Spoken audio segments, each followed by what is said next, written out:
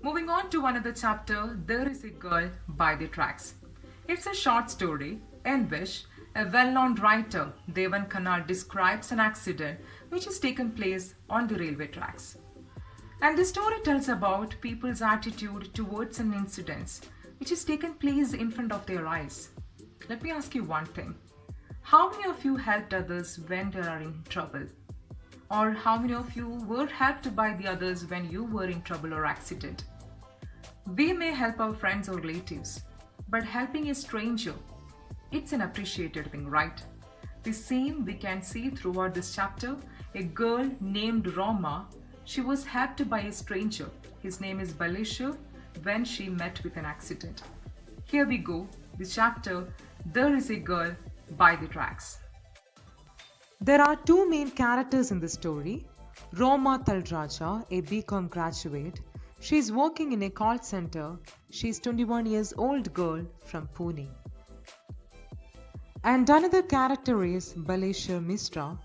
He is unemployed and high school dropout. He is 21 years old from UP, came to Mumbai for job hunting. The story, There is a Girl by the Tracks, began with a scene of Mumbai railway station. The station was totally rushed with people because it is in evening time and Mumbai is a most populated metropolitan city. And everybody was hurried to reach their home by this electric train.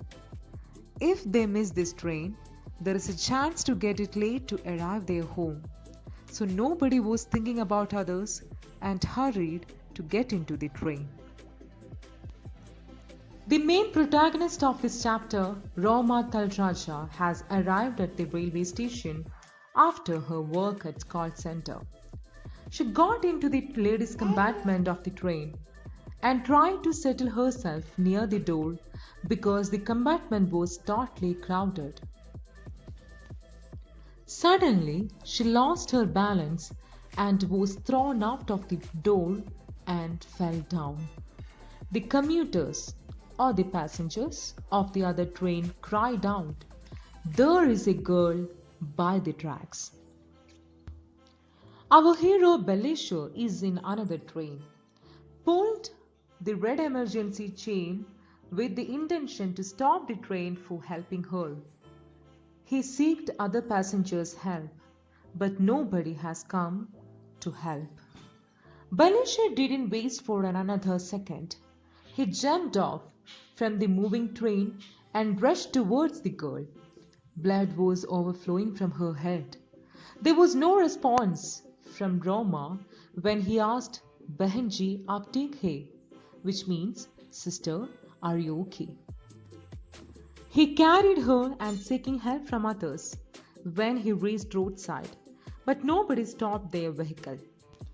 At last, a tempo truck driver who spoke Gujarati stopped his lorry and agreed to help. The traffic policeman suggested Airoli Hospital for the treatment, but it was 10 kilometers away from the current place. So Balesha and the tempo truck driver went to a small hospital nearby. After giving basic first aid to Roma, the physician suggested to take her for another hospital for a better treatment, so that Roma was admitted to Divine Multi-Speciality Hospital without any paperwork.